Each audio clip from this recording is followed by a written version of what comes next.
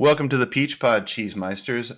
That would have been The Other Side of Summer by Elvis Costello, and that was playing during the Grunion run. So, yeah, I'm so sad you don't get to hear these songs, but I know, and I just realized I didn't get a chance to listen to the song before. Oh, today's song? Shoot. Well, before we touch on the song, let's do the thing where we do the thing. So, as I say, welcome to the Peach Pod. I am Jeff, and I'm skying like Big Jimbo. And joining me on the other end of the internet, my cuz-host. I'm Leslie, and I call it like I see it. It's an important trait, especially if you want to get along with the Jerry Rattingers of the world. Thankfully, I don't. Yeah, it's fine. I mean, we got lots to talk about with Jer for sure. Yeah.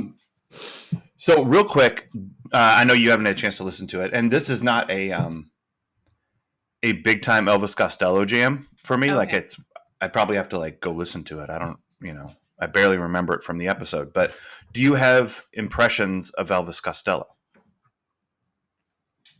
I don't, not off the top of my head, no. Okay. That's fine. I mean, we don't have to talk about the music. I like Elvis Costello. I recommend listening to his album My Aim Is True. Okay. And you'll listen to it and go, God damn, why didn't I listen to this like 20 years ago? This is great. That's how I felt when I listened to it like 5 years ago. I was like, whoa, I missed one here. This is a really good album.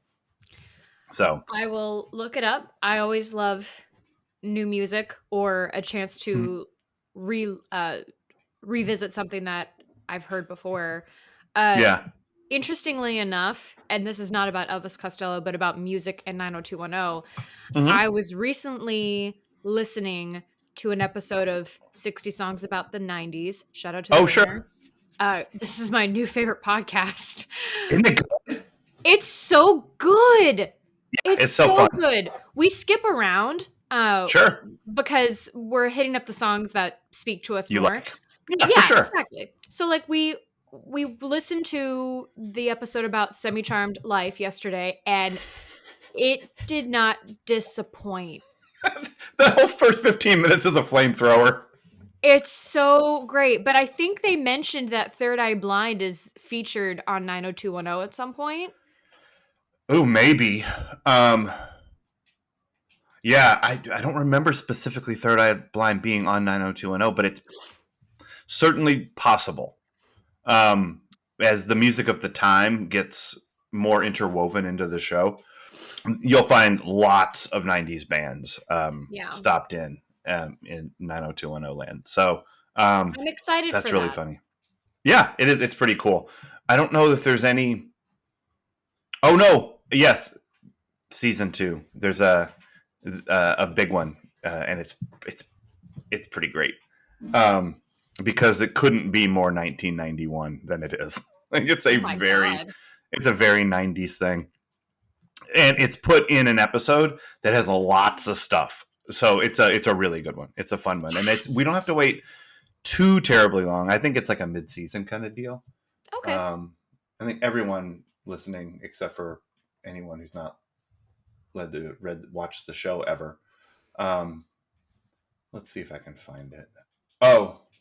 Oh shoot! No, it's towards the end of the season. That's okay. So we got to get through this season.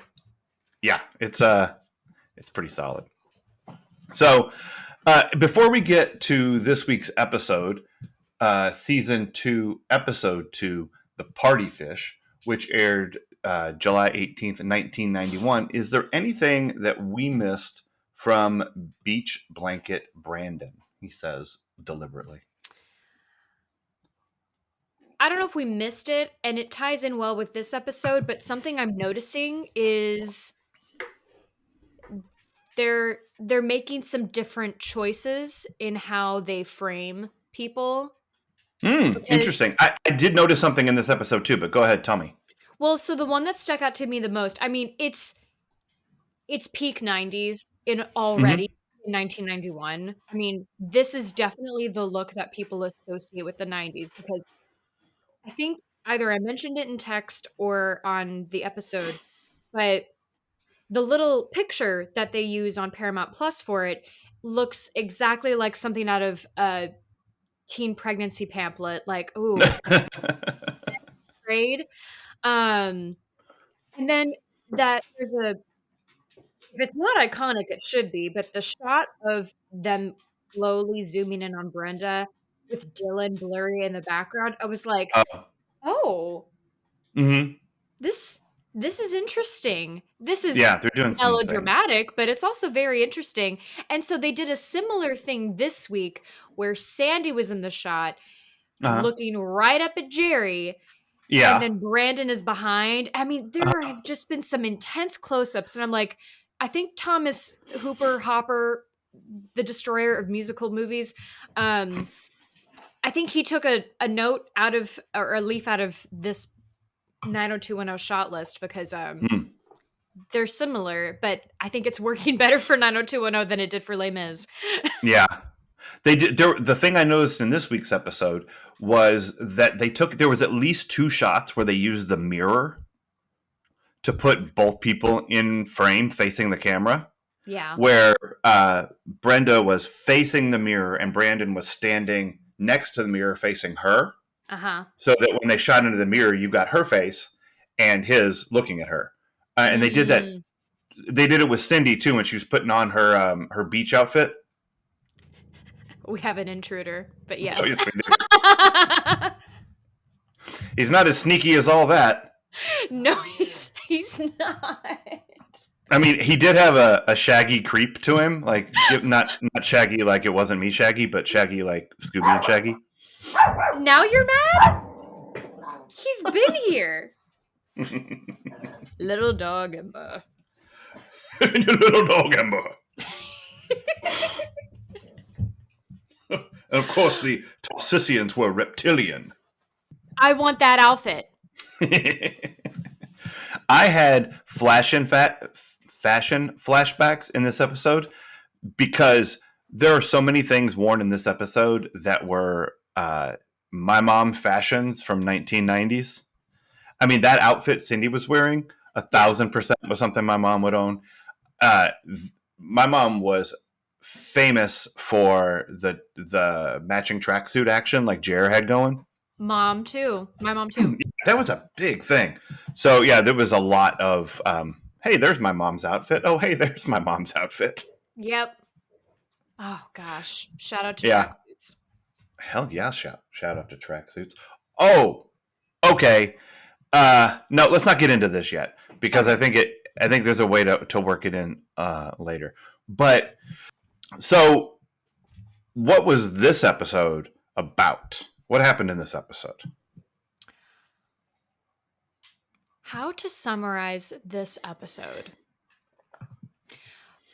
Brandon gains the attention of a patron of the Beverly Hills Beach Club.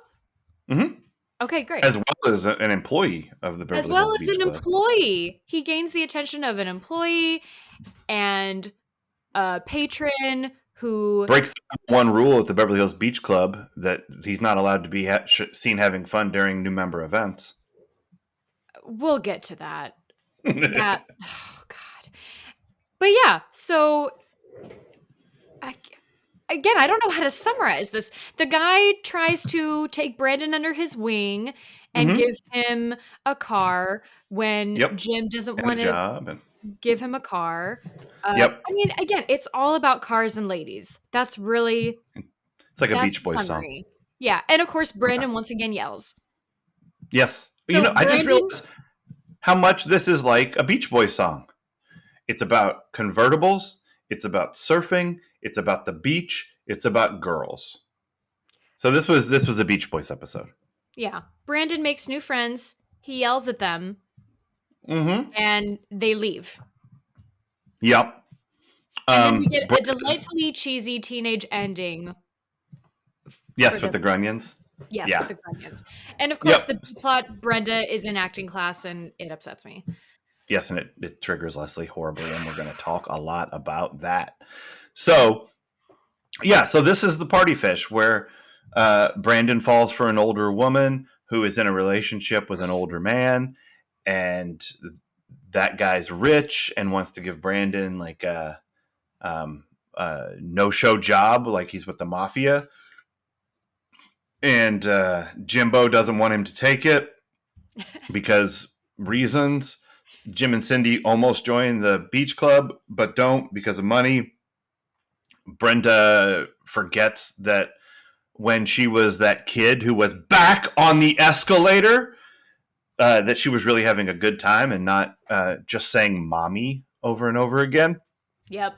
In her sense memory acting class, which for those listening who remember, when I don't remember what episode it was where you were telling us about Slumber Party.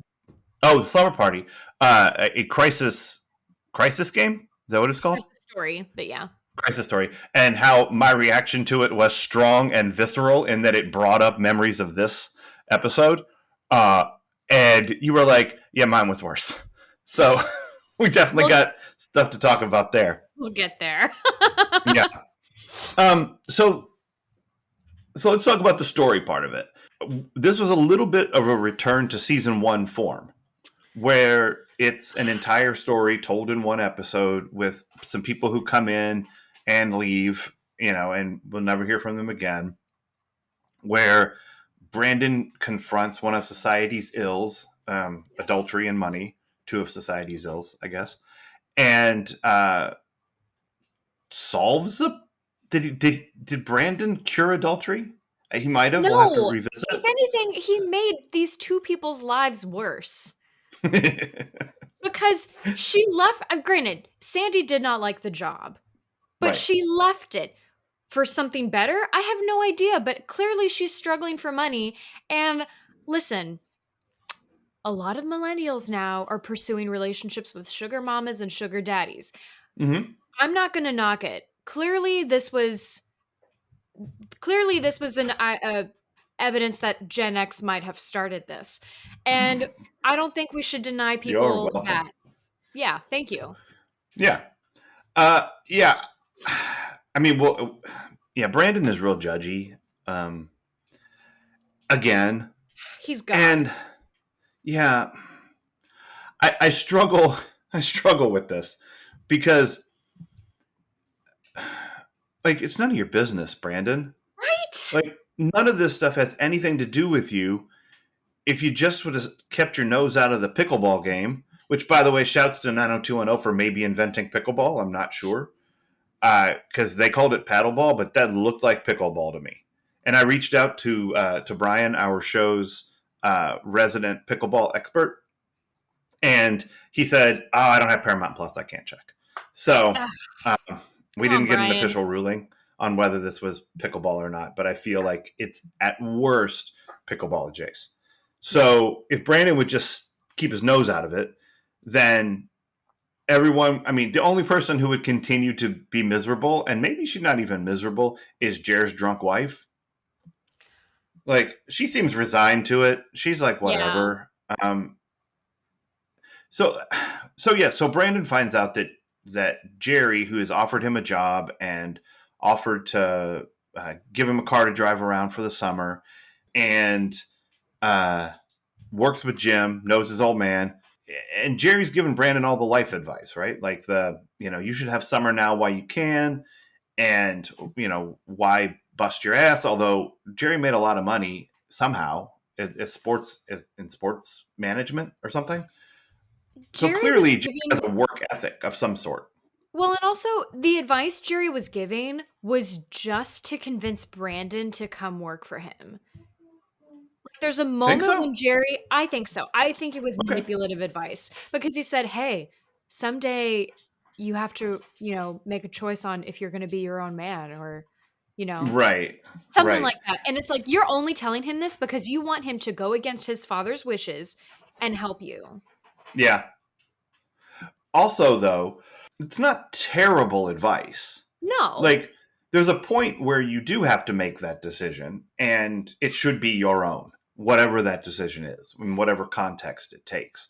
So, like, Jerry's advice, that's the thing. Like, Jerry's advice isn't terrible. Like, no. You should try to enjoy your summer. when you're in high school. It should be fun. You should be having a good time.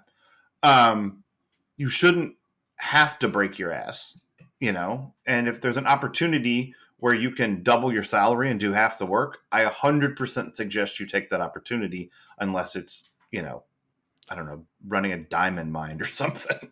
I just realized too. Granted, I don't know what child labor laws are in the state of California, but I'm Hmm. pretty sure Brandon would not be allowed to work full time. I I don't know. I don't know how that works, I wasn't especially for allowed to work seasonal full employees. time, and this is in like, and we were in Indiana.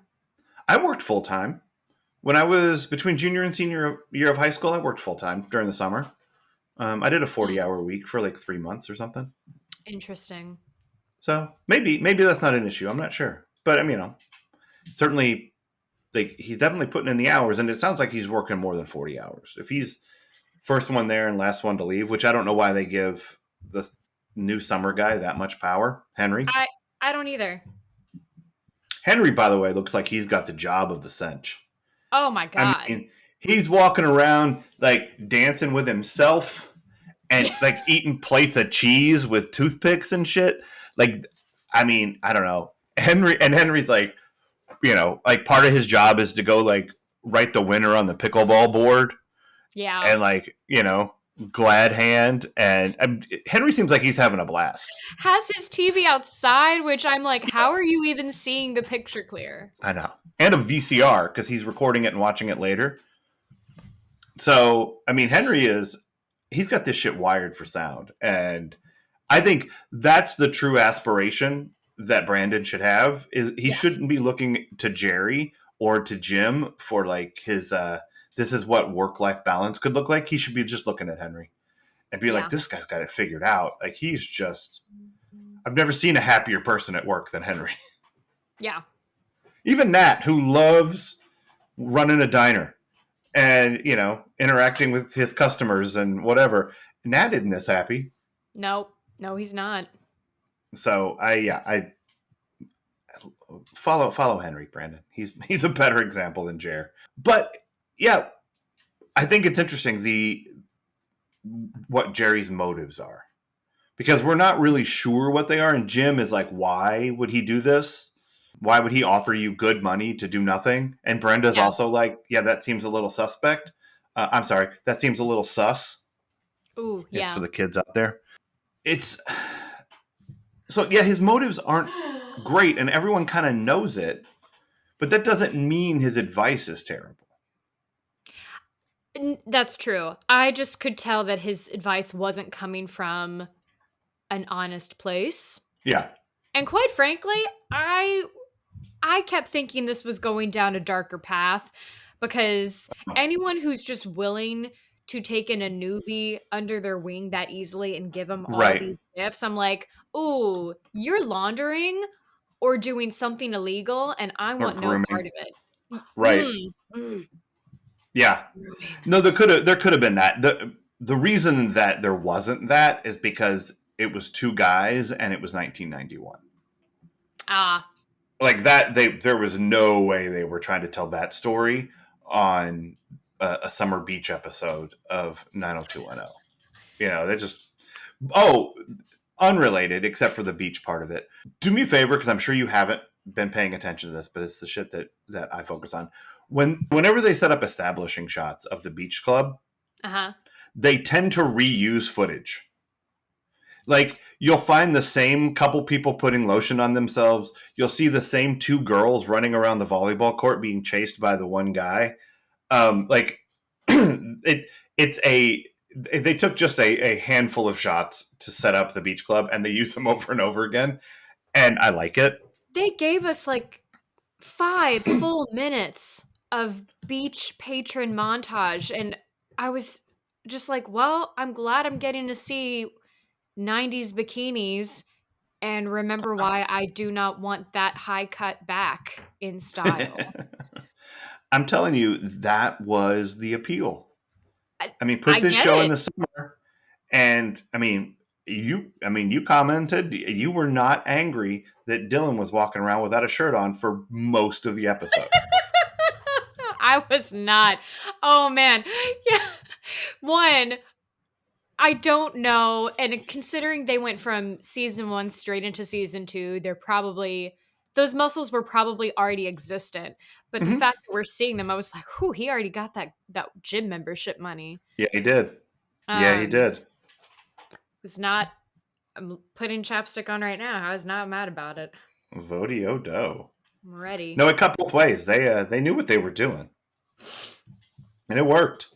You know. Yeah. So we're still talking about these ladies in their bikinis 30 years Yeah. later. So, Shout out to them. yeah. So, yeah. So Brandon finds out about. All right. Jerry says, "Here's a car, right? It's a brand new car. I can lease it. I can write it off. Do you even know what that means? No, but they do, Jerry. They write it off. That's what they do. Just write it off." So, that Jerry and Jerry. That was a Kramer reference from Seinfeld. Like, Ah. yeah, that was that Jerry. But then there's this Jerry in the show. So yeah, he's just wanting to write it off, and he. I liked the Jerry game of, hey, why don't you take this car up the coast, see how it handles. Yeah. And he turns around and he flips through his messages and goes, "This message here says my wife is drunk." Like, I don't know what the messages were that he was reading that made him go, "Phew, I need you to take my wife home." Yeah. But that was very funny. That was a do you have to crinkle up the newspaper piece of business? Oh, yes. Why are you crinkling the comic book section? Oh, which I Brendan? hate when you crinkle the funny pages. She did something similar today where she complained at him about leaving his clothes on the floor, and now all the They are bathroom smells like married. fish. They I are know. married. Well, they share a bathroom. You can't share a bathroom with someone and not have those conversations. That's You fair. know, that's the nature of cohabitating a bathroom. Yeah. But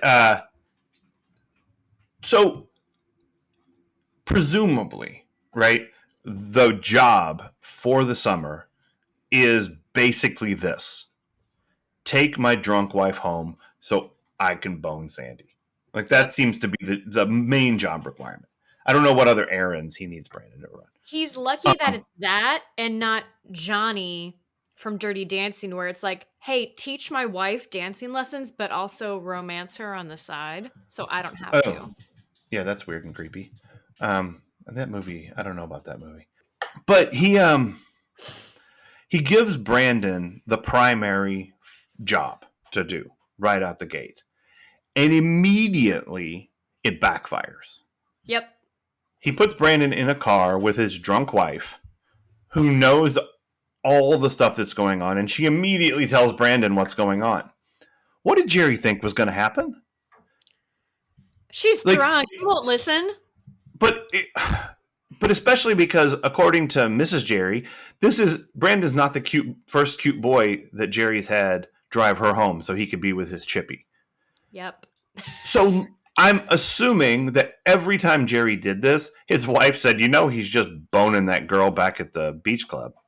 Like, she probably ruined this for him every time he's done it. She's and still probably not even drunk. Probably not. She just wants to go home. Yeah. I'm out. He wants her gone, so he's like, I don't want to do this under your leering eye. Right, that's true. But either way, like, this isn't the first time Jerry's tried this. It can't be the first time it's gone wrong. Why doesn't Jerry have a better plan? Like, it's a terrible plan. Because he's an idiot. Because he's only smart when it comes to making money. I guess. Most dudes usually are. If they're good at making money, they're probably not great with the ladies. The money entices the women. And I'm not saying they're gold diggers. I'm just saying, like, we need security. Our rights are being taken away. Give me money. I get it. Yep. It immediately backfires. And Brandon gets huffy. Like, Brandon goes from super moralistic about how Jerry is right and Jim is wrong, to super moralistic about how Jerry is wrong and Sandy is wrong and Jim is right. And all it took was one conversation with a drunk lady. With great ADR, by the way. Yeah. I noticed that too, because You can't. They're driving in a convertible along the ocean. Like, you can't pick up that sound. Like, they could not have picked a tougher environment to shoot Yeah. this season. But I digress. No, I don't think Jim and Cindy, I don't think their sole reason for not joining was about money. I Mm, felt like there were undertones of these kind of people are just not who we like to hang around, and we are not going to suck up to get in with these people. This is not who we are. We don't want our kids thinking we are either. Like, that's right. how I read that. I think that's part of it, but I think most of it is Jim's fucked up money shit. Yeah. Like, like we discussed way back in, I think, what was it? Every dream has its price tag, where it's like, Brandon, you should work really hard. It doesn't matter if you don't get paid that much. The thing is that you work really hard. And, here it is again. Jim is like, value of work, not value of money, value of work. Yeah. Well, Jerry is like, value of money, and Jerry seems to be happier than Jim, for whatever that's worth. But I think most of it is money. I think it would be easier if Jim had just said, Brandon, it's a 3-month membership and it's going to cost us 40 grand. Yeah. It's really expensive. We could use that money in another way. And I did do a little adjusted for inflation back of the envelope internet calculator, and there is no Beverly Hills Beach Club, but there is a Bel Air Beach Club, and so I looked it up, and it's $85,000 the membership, and so adjusted for 1991, that's like $37,000, give or take. So you figure that the Beverly Hills Beach Club was probably 40 grand to join.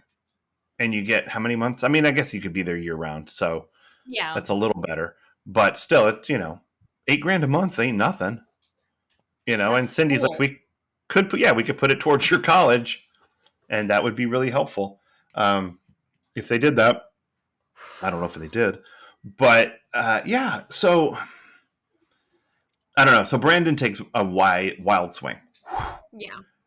and immediately, well, not immediately, he just changes who he's yelling at. Yeah. Like, Dad, you don't know what you're talking about. I'm working too hard. Jerry's got it all figured out. Sandy, you're a whore. Like, Listen. What it's a rough. douchebag. Yeah. And like, I have to put some blame on her too, though, because I mean, granted, Brandon is always kind of pushy and like doing the male Hollywood lead thing of like, I'm going to do all these cute things Mm-hmm. until you want to go out with me, Right. because that's what women want. We don't. Right. Some might, not all of us. But Well, what women want is just Dylan without a shirt on. yes, Yeah. Just start and stop right there. That's the answer. voting Byron at me shirtless, please. It's like Phoebe on Friends when Brad Pitt shows up and she's like, "Oh, come on, man. Tell us the truth and take your shirt off."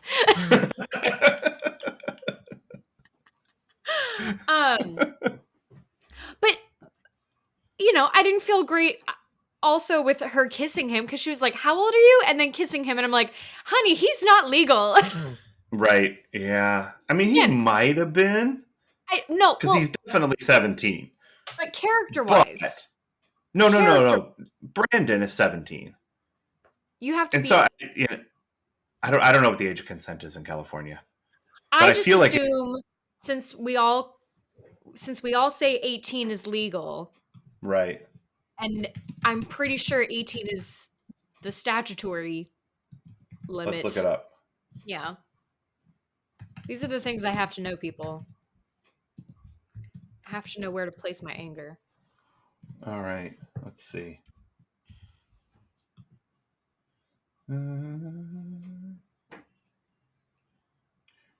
Generally, it's 16.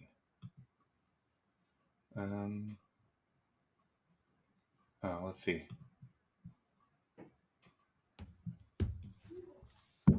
Okay. Whoa. I hope these aren't the only two numbers. I found this on Wikipedia. There's like a There's two columns. Oh no. Age of consent in 1880, age of consent in 2007. Oh And no. yeah, in California in 1880, it was 10. And then it was 18 in 2007. Okay. Let's see. Um, yeah, I think it's pretty safe to assume. I think it's safe to assume that age of consent in the 90s in California was 16 years old.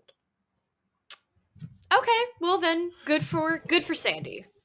Yeah, yeah. Will not be She's going to jail. she is not going to prison, which is good. But it doesn't mean it's not Oogie. Although, how old is she? Is she Okay. 26? That's what I couldn't figure out. I was like, she's got to be in her 20s. So all Right, these jokes about her being old, I went, not cool, man. Um, right. I don't I mean, I know. feel like she felt old in her soul. She felt to herself like she She was felt old. closer to my age, but I think she's supposed to be in her 20s. I think she is supposed to be in her 20s. I'm saying that I think the character feels like she's old. Yeah. Like No, I Sandy gets agree. up every morning and goes, "Oh my god, I'm so old. I've missed my chance to own a beach house." Um, Yeah. which is all very silly. But as a 25 or whatever year old that she is, but I don't know. Older women like Brandon, apparently.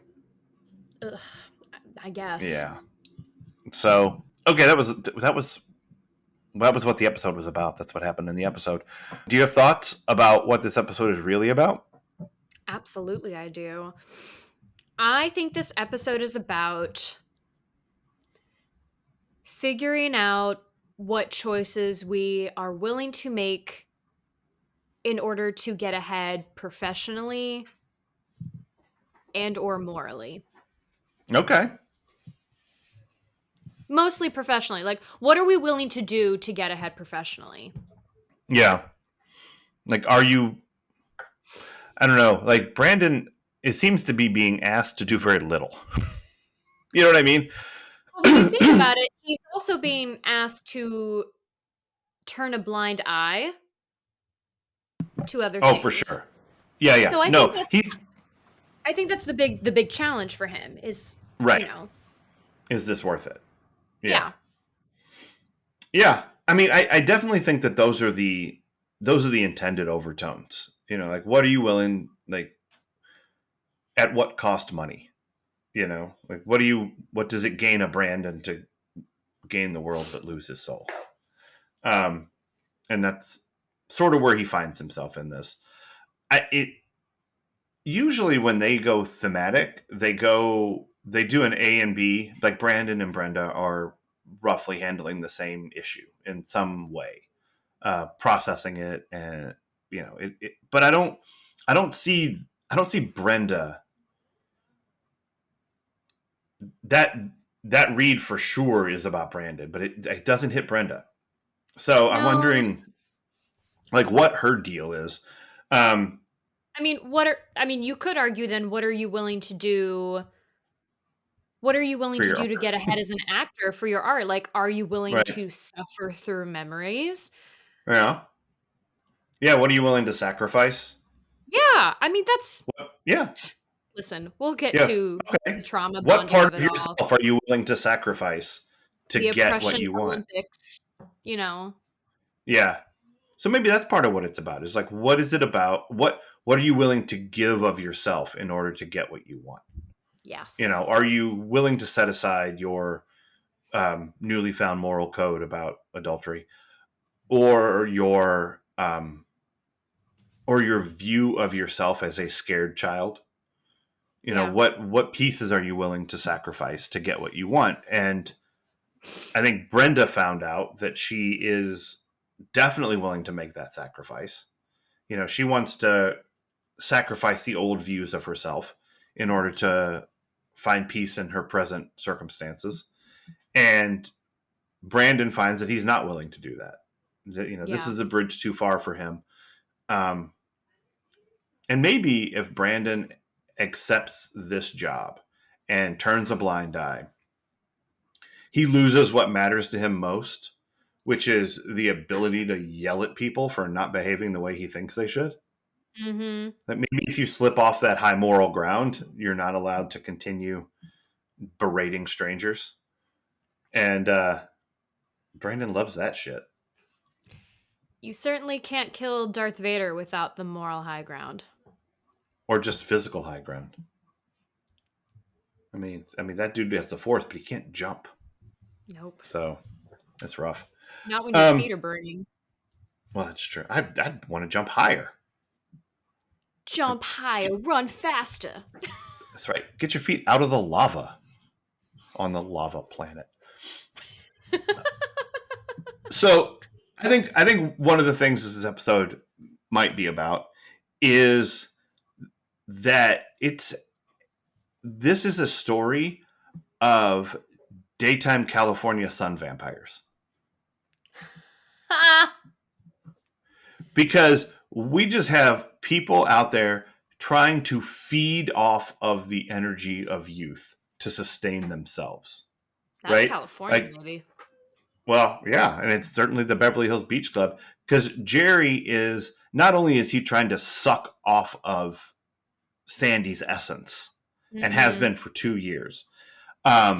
He's also kind of trying to do that to Brandon. Like, oh, I could teach you a few things. I could. Jerry grows powerful. And then, Oh, yeah. And Steve is trying to draw the power of youth from that 15-year-old vamp who turns out to like David Silver, which is an amazing. I love that. That's a fun little piece of I business there. mean, given the two options, I'm also going to pick David, Yeah. and not just because I will properly educate him on Right. human sexuality, but he's just cuter. He's so dorky and like, Yeah. sheepishly grinning like, yeah, look at me. That's right. I got a girl who likes me. She doesn't think that her boyfriend is cuter. And then Sandy's doing it to Brandon too. Like she is feeling old at 25 and she wants his youthful outlook, his youthful energy. And she kisses him twice, presumably to try to like dementor, like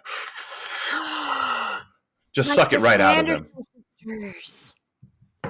Like the who's? Like the Sanderson sisters in Hocus Pocus. That's how they suck the lives Oh, out of children. see, there you go. So maybe that's what this is. Maybe they aren't sun vampires. Maybe they're sun witches. I don't know, but there is definitely a desire to feed and fuel yourself off of the energy of youth. And then since you want to tie it into Brenda's storyline, I mean, Mm-hmm. Yeah, she's Mr. feeding off her own Suitor. youth. Well, not Oh well, even Mr. just that. Suitor. I'm gonna knock Mr. Suitor. I'm gonna find something wrong with him every episode. I hate him. Anyway, sorry, he's a stand-in for the person I really don't like. No, there you But go. I mean, I would say a lot of acting teachers are also youth vampires because we all miss Sure. that time when we believed that we could get this the way we wanted to, Mm-hmm. or when we believed in ourselves. And so what do? We, put them through these weird exercises, sometimes not appropriately, Mm. as in my case, and you feed off of their energy. Yeah. Like you steal that innocence from them. Yeah. And I mean, Brenda's doing the same thing to her own past self. Like Yeah. she finds in her youthful energy that she didn't need to be alone when she was, or didn't need to be with people when she was 5. She doesn't need that now. She can be without Dylan. This is Yeah. what she steals from her own youthful self. Um, but I feel like maybe now is the time to talk about the comparison between what Brenda's acting activity was and the one that you are describing. Yes. Go to town. Okay. So I've been thinking a lot about this. I did some research this morning. Because as usual, when I get super angry about something that feels a little irrational, I want to know why. And I Mm-hmm. realized I'm jealous Okay. because Brenda, I feel, does the exercise that we should have done. So, Ah, to clear okay. for listeners who haven't rewatched it or have never seen it, she does a sense memory exercise. And what this is supposed to do, you're supposed to completely relax in a chair and, you know, relive a memory basically so that you can feel and sense within your body how you get to these emotional states. That way, when you need to get to a similar state on stage or on film, you can do it immediately, Hmm. you know? Gotcha. You know where to go, like what part of the body to go hit to get that Yeah. reaction. Yeah. Yeah. Nothing wrong with that. Hmm. My therapist often tells me, like, maybe next time you're feeling this way, pay attention to your body and where you're feeling Hmm. that. You know, Yeah. these are good things to know so that then you can send energy or, breath to that area and relax. Hmm. For sure. What my teacher had us do was tell a crisis story. Now, he at least said, make sure it's a story that you have resolved.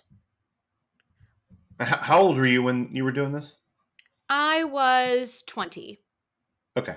So, you know, I think you can feel like you have resolved something or gotten Sure. over something, as it were. Hmm. But then when you're telling the story, unfortunately, you might realize new things. Sure. I won't go into the story I told or any of the stories that I heard, Hmm. but they're heavy shit. Sure. And so yeah, we sat. So my teacher would turn off the lights except for one spotlight on the chair. My lord, it's like an interrogation. It's terrible. It's terrible. But of course, when you're a young budding actor, you think it's amazing and that it's going to be incredible. You're going to feel Right. things. You're going to be Right. allowed to feel. And as a Right. Midwestern kid, being told I'm allowed to feel, oh, it was amazing. But yeah, Yeah. so you're sitting in the chair, you're recounting a crisis from your life, Hmm. more often than not, the most traumatic thing of your young adult life, Right. Right. for 15 other strangers, your Yeah. classmates, a teacher. Hmm. And of course, at the very end, the teacher goes like, do you know how you got here? Do you think you could get here again? Right. Are you okay? And of course, Right. like you're by the end of it, you're crying. You're sobbing in Sure. front of your Sure. classmates. So I'm jealous of Brenda that she got to be in a nice light room and recount a more positive story. And also Right. to figure out, like, oh, this wasn't the traumatic thing I thought it was. Right. Like, that's great. I don't know where to continue with this, but basically, like, that's that's what was coming up for me in watching this. Yeah. I think how she goes about it is unfortunately where a lot of actors go wrong because Mm. one, I totally understand why you need to be seated. And Brenda's running around trying to like astral project herself into this Right. past Yeah. moment. You know what would have been great is if she had done that thing where she stands behind the couch and like pretends to walk down the stairs Yeah. and then like pretends to go down the escalator and then Yes. pretends to ride the elevator down this. Yeah. If she did that as her sense memory work, that would have been really fun. I would have liked that. So I feel like this is totally something Mr. Suter could have had everyone do in their minds and then also journal about it. Instead of making Sure. the entire class, it feels so much like Brenda is the only student. Yeah. So Yeah. that's what's annoying about that. Yeah. That But so doesn't yeah, stay true, but yeah, I definitely get that for this episode for sure. And as you pointed out, that kid is back on the on the escalator. escalator. Yeah, that's awesome. Um, and she's in Mallrats. So Yeah. direct connections, which is great. So, dear acting teachers, teach Don't, properly. Don't yeah, do the crisis story. And kids, if you hear a teacher say, we're going to do a crisis story, please run the other way. Please listen to your yeah. Auntie Leslie. What Get her Leslie's better. saying is, what Leslie's saying, everybody, is do it the Chris Suter way. Oh, no. I did not I say twisted that. your words. I twisted your words. Ugh. Is there anything else that this episode might be about?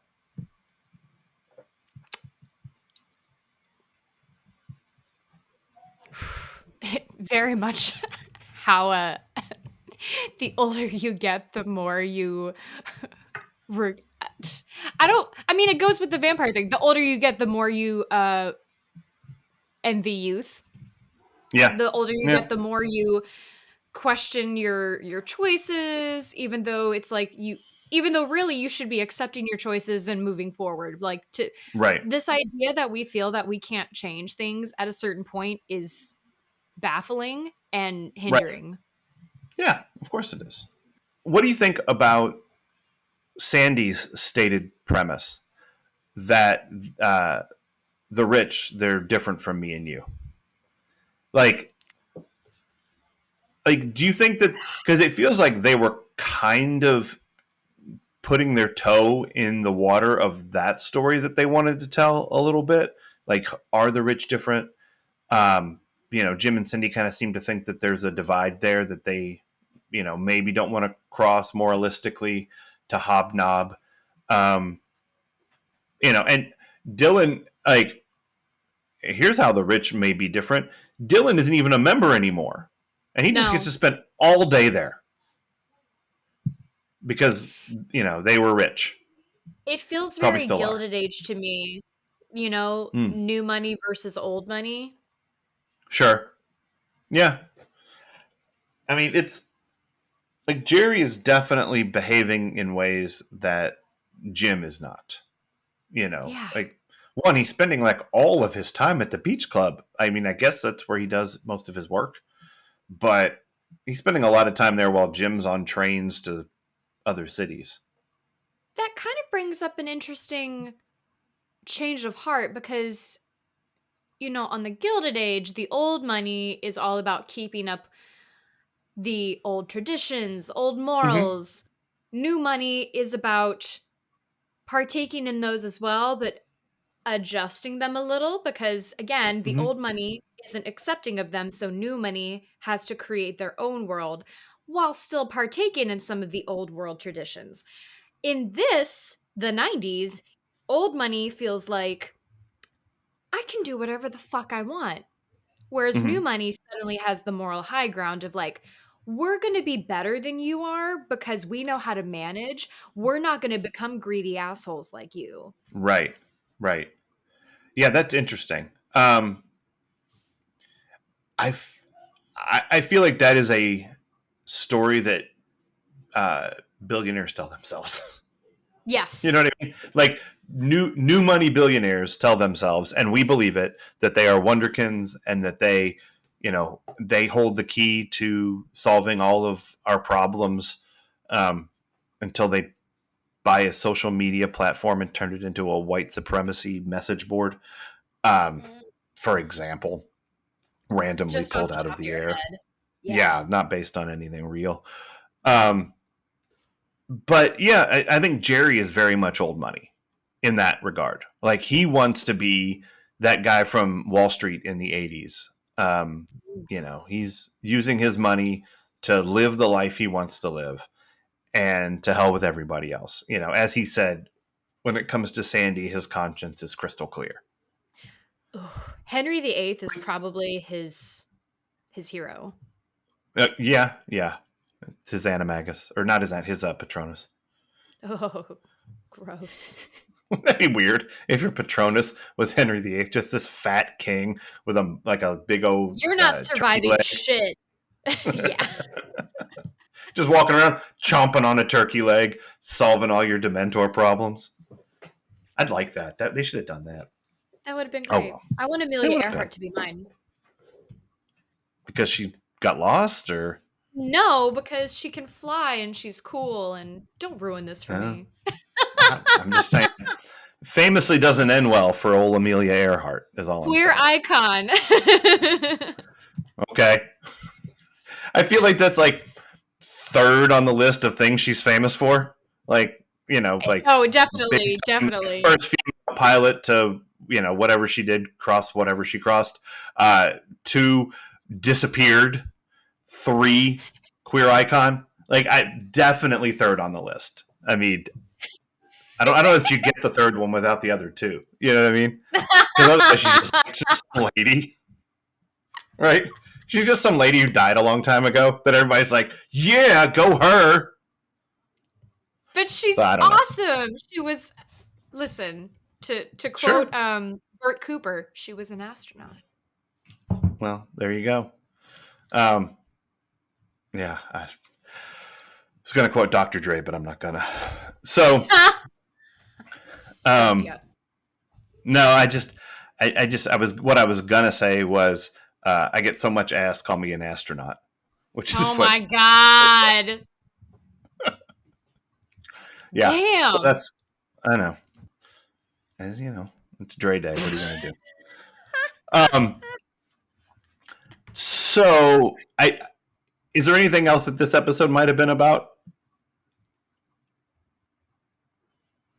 No. All right, so I guess very briefly, it could have been about 90210 inventing pickleball, which I'm not sure that they did, but it feels good to say it. So I think I'm going to just plant that flag. Yeah. You're welcome, everybody, now.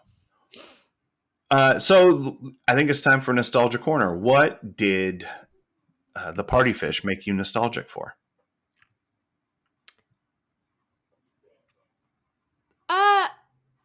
I just thought of this, but as cheesy as it was, it's something I miss, and it's true. Hanging out with friends, late summer nights, just Mm-hmm. being silly, and Yeah, you know, going out to yeah. the drive-in with friends, or going to, I forget what else we used to do. I mean, there wasn't much to do in Southern Indiana. Mm-hmm. Um, Go to the mall.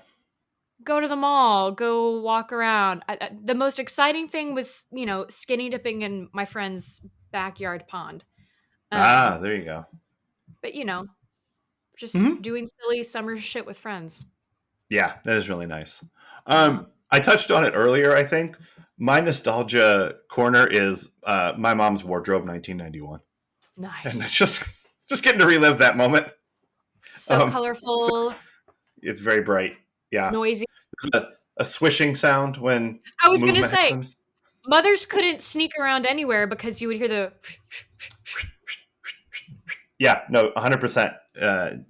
Yeah, it's I used to I worked for a terrible terrible person once. I mean, it's not the only terrible terrible Once? person I've Oh, worked okay. for. Yeah. No, just but before I worked for her, the year before I worked for her, she had broken her foot or her ankle or something. And she to hear the other teachers tell it, had to scoot around the building on one of those like put your knee up on it little carts, Yeah. and it squeaked so they could hear her coming. Nice. They all talked about it wistfully. They're like, "Oh my god, you remember when you could hear her coming all the way down the hall and you knew, so you could like brace yourself for whatever was going to happen?" Because it was never pleasant. Whatever the interaction was, it was just always bad. Yeah. So yeah, the she couldn't sneak up on anybody. Just coming down That's the third floor hallway. Thank So goodness for various sounds our bosses make so that we can run away. yeah, so you can turn the NCAA tournament off or whatever it is you're watching on your screen. Yeah. Yeah. All right. So, who for you then is the Steve Sanders Memorial worst person of the episode? Jerry. Jerry. Jerry sucks. There's a lot of Jerrys in the 90s, I'm just now realizing. We got Jerry Rattinger, we got Jerry Seinfeld, we got Jerry Springer. Yeah, Well, Jerry Jerry Orbach. Rattinger is the worst. He does suck. Yeah, I 100% agree. Um, I'm not sure. He's just an asshole. I'm not sure if there's another choice. No, Like, Brandon's pretty shitty, yeah. you know. Um, so I'll go with Oh my Brandon god. just to keep it loose, keep it, so we don't want to agree too much, because we are When agreed that Jerry's terrible. when Brandon, I hate this shit, but they do it all the time on TV. When Brandon was like, "You broke her heart, man," I went, "Excuse Oh me?" my god. Yeah. Okay. So I think we have to talk about that a little bit because most of this stuff was throw it away stuff, like one episode and we're done. But that's one of the things that they're still telling. That's a story they're still telling throughout the course of the episode. The evolution of Dylan and Brenda's relationship, how Brandon fits into it. Andrea's asking about Brandon still being interested, or does he talk about me? Oh, Like, still, but you know what? Good. Still processing things that have happened.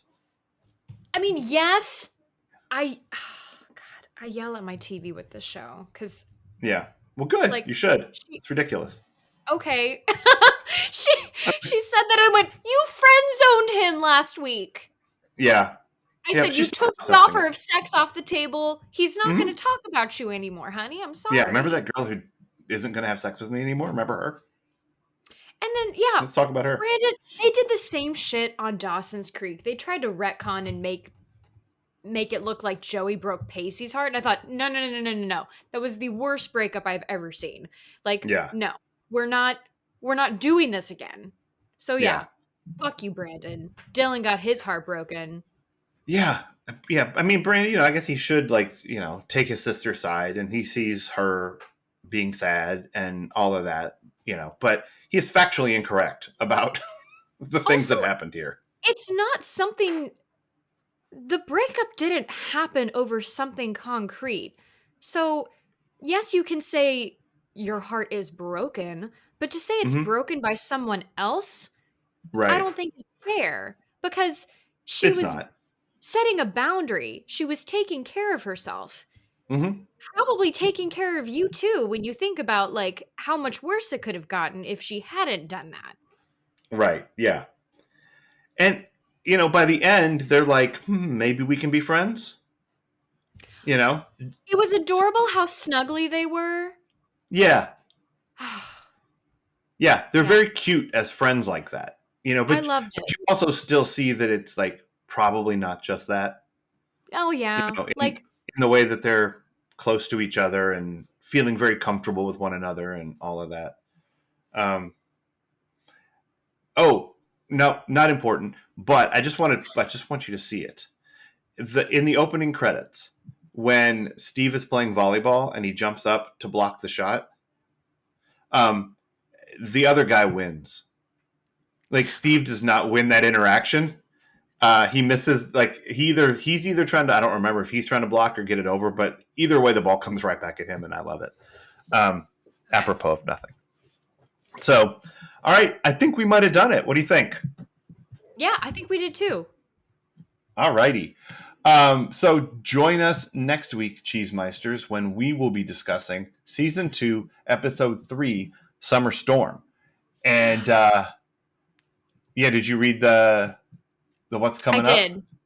I did. I'm Okay. excited.